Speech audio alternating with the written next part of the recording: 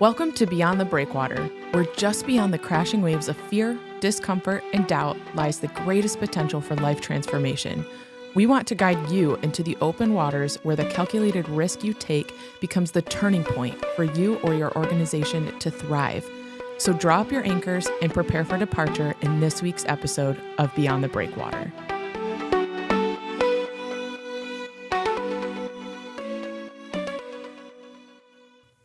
All right, welcome back to another episode of Beyond the Breakwater. I am Lyndsay, and I have Ed with me today and a really special guest, Jim Mier. So Jim, welcome. Hi, thank you. Yeah.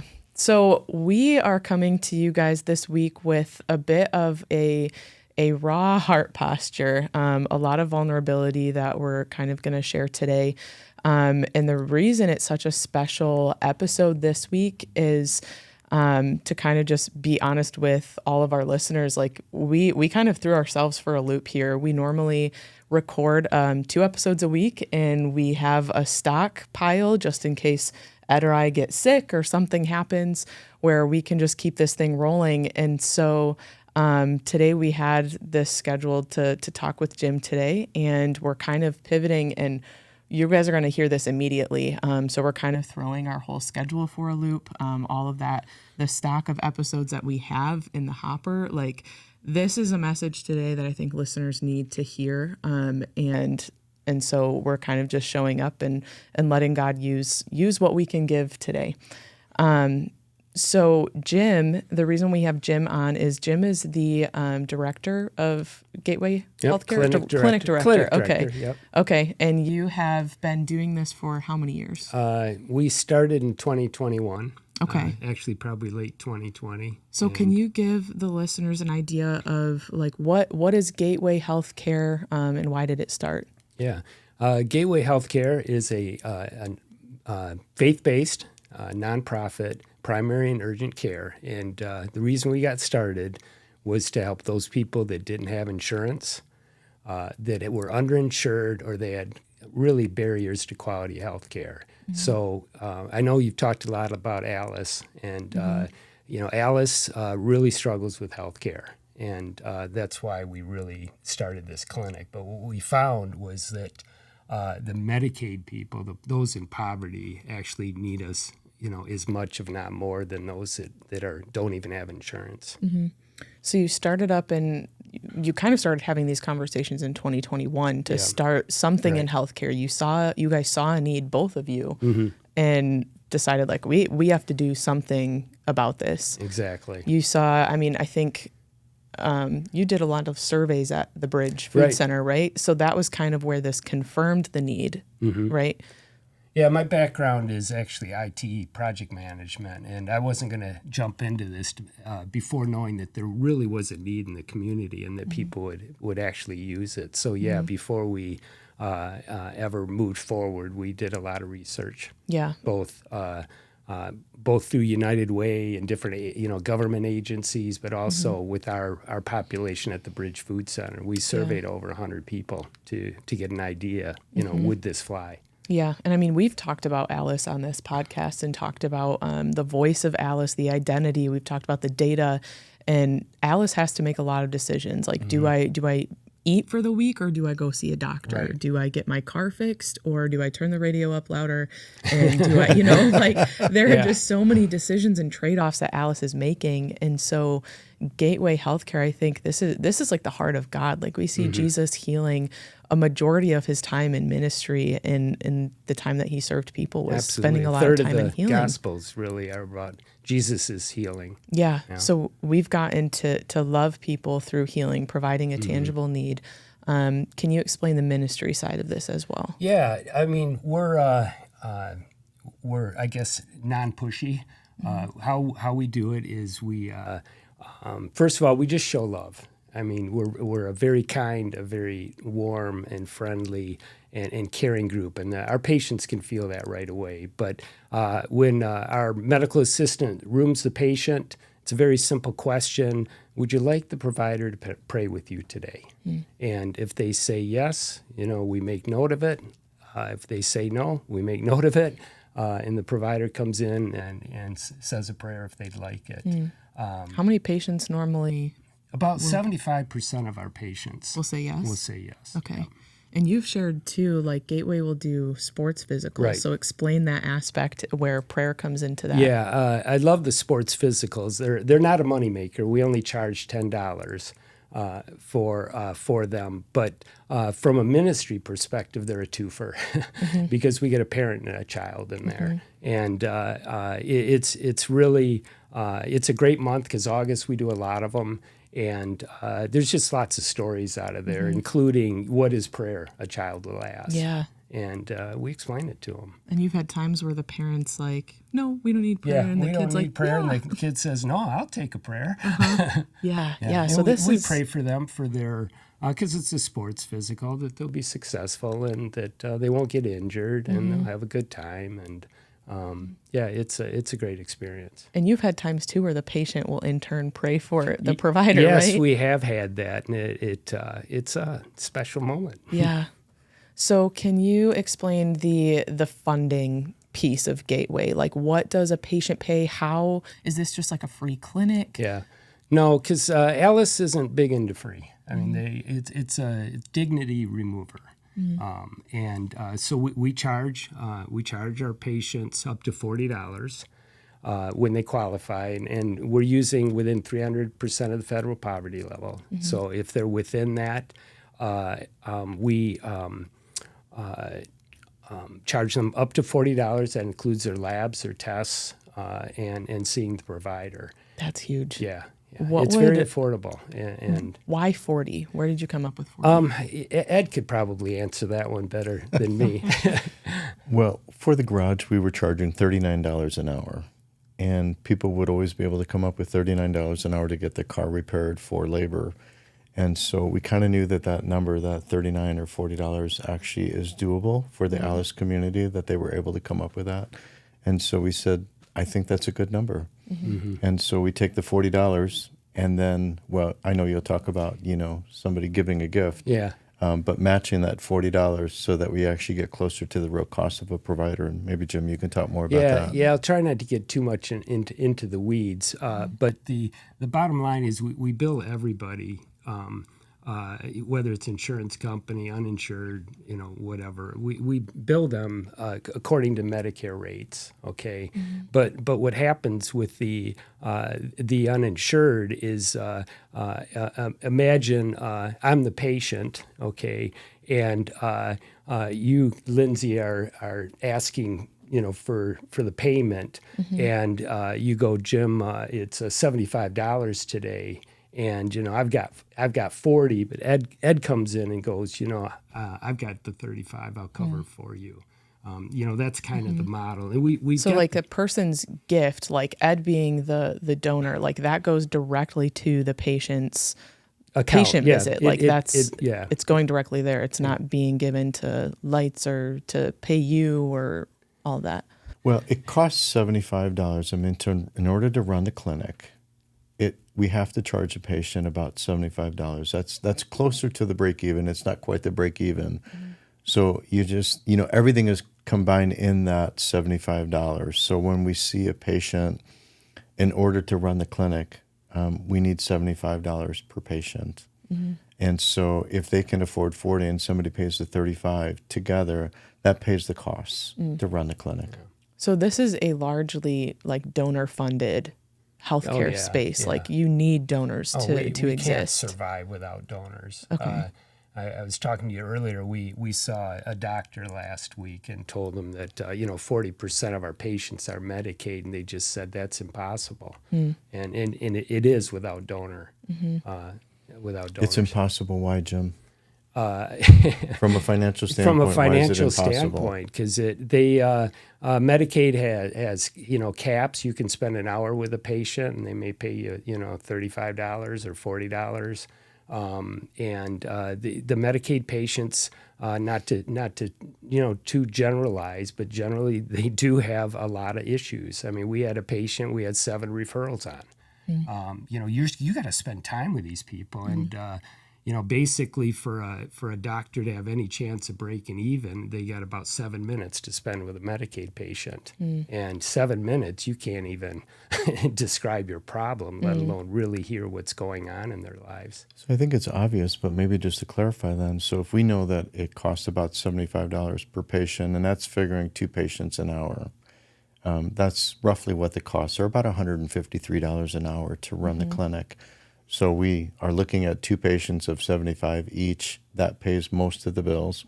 So imagine if you spend an hour with somebody who has Medicaid insurance and it paid $40. So we're short $113 per hour. Right. And when 40% of the clinic that we're seeing is Medicaid patients, I think any listener would go, that's not sustainable. Right.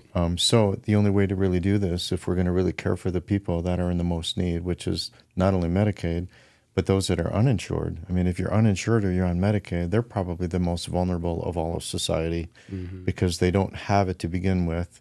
And they've been given insurance, but then it's hard to get time with a provider, and it's hard to actually get your issues with the provider because of that time constraint.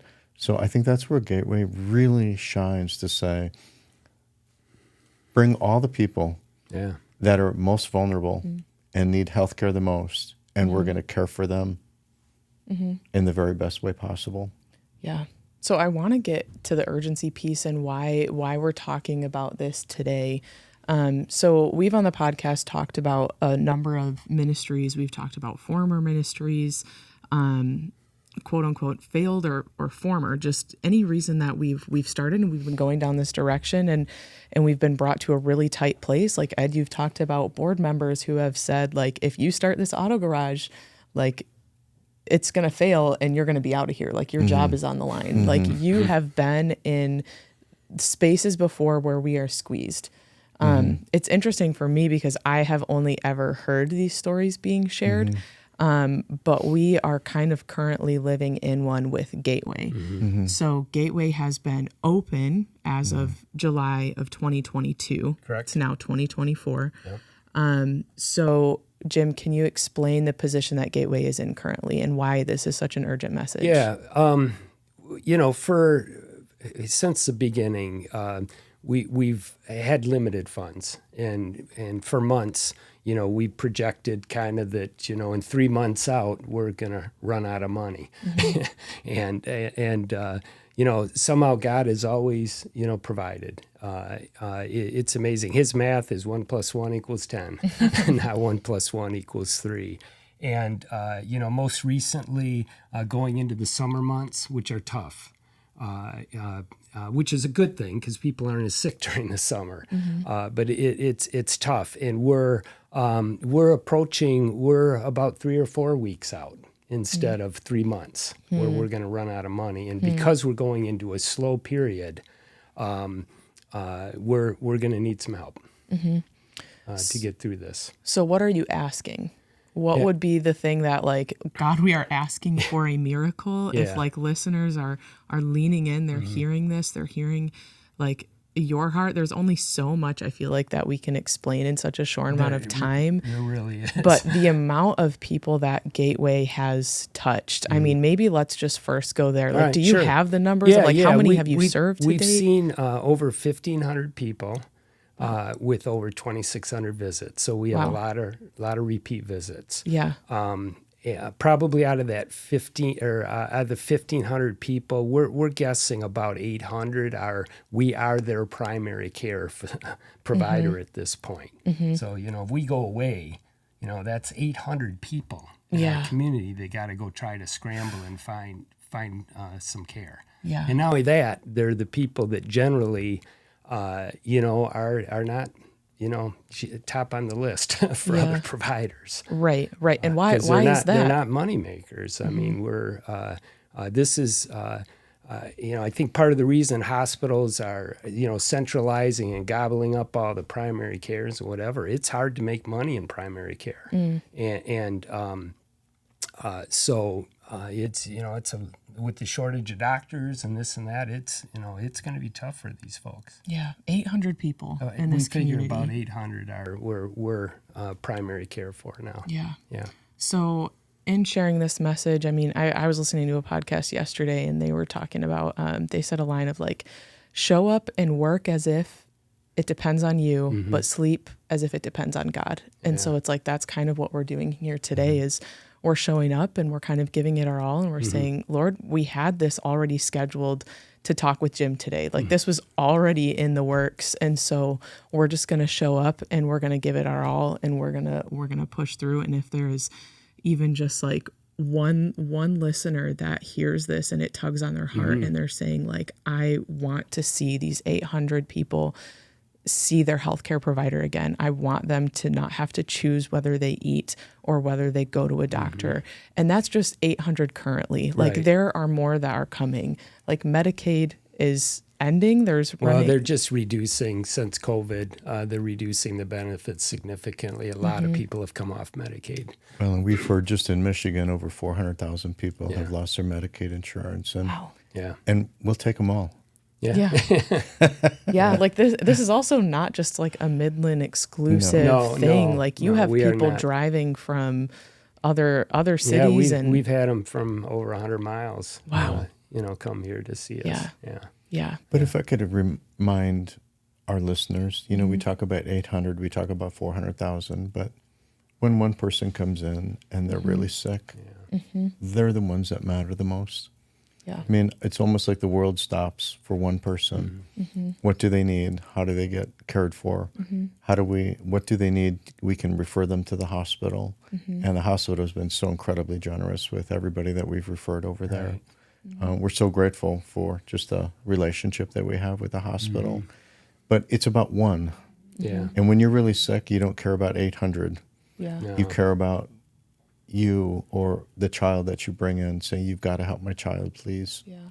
And that's where Gateway's been amazing for people. And something that the listeners may want to know too is that we're very unique. And when you go to see a doctor, you fill out, it's called the determinants of health or social health, and it's around your food insecurity and transportation, and are you is there any domestic violence and all those? And I don't know about you guys, but when I go fill those out, you tend to not hear much about it.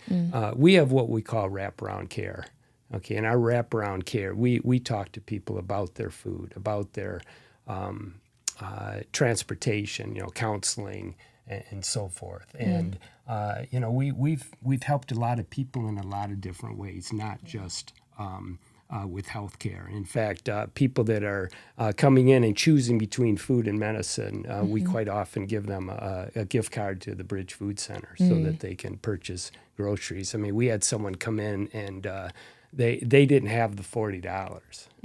They had $20, and we gave them I think a $10 or $20 gift card on the way out. Wow. And so they they still kept their dignity, but they were able to go get something to eat as well. So I mean, you guys really, really are focused on the one. Like I don't think I've ever been to a doctor's office where I'm like, can I please be the exception? This is what's going on in my life. And it's like, they don't care. Like no.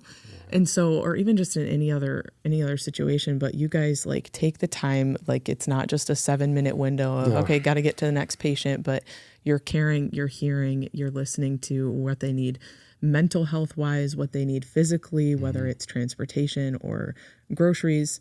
Can you share a story like on the topic of the one? Like what is one person that if Gateway closed, like people need to know, like this is the kind of life that is being affected? Oh gosh. Yeah, that's easy. I mean, I just had one a couple weeks ago that a woman came in and just said, are you accepting patients? I'm on Medicaid, because I'm sure we weren't the first place she stopped at. And it said, oh, we love Medicaid here. And I just got to talking to her, and I said, have you heard of our Bridge Food Center? And she said, no, what's that? And I went through that, and she said, oh my gosh. And then I said, we also, can lead you to an auto garage. You have any car issues? And she said, oh my gosh, how do I make an appointment? So we got her all set up, And I just don't, I mean, she was so thankful. I mean, she came in there so broken and left with some hope. Wow. So Jim, what would be the miracle like after this episode? It's like, Lord, this would be amazing if this happened. Well, we need $101,319 to get through this year. To be exact. Yeah, to be exact. That's Wow. what we're projecting. And but what we're looking for, because foundations and grants and one-time gifts are not going to solve this problem. Okay, what we need is people to go, can I give up $5 a month? Can I give up $10 a month? Can I pay for a visit, $35 a month, and sign up for that? And so that they're a regular giver. Can I skip going out to lunch a day? Can I not take my wife out once a month and give that money so that someone can get health care? Yeah. And it really, really does go to impact lives. I mean, we just got a donation, this morning from a patient? Yeah, from a patient. A patient.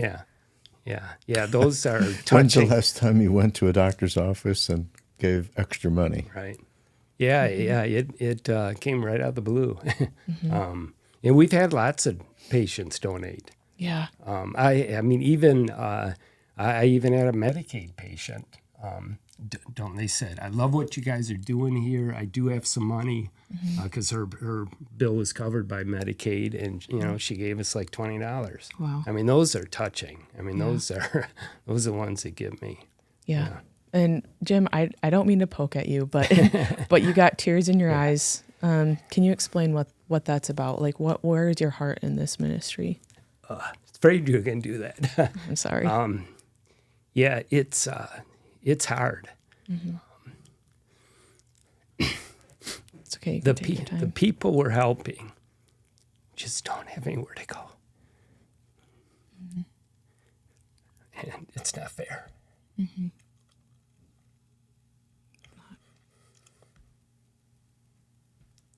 Thank you, Jim. Ed? Thank you for what you do. Yeah, it's hard.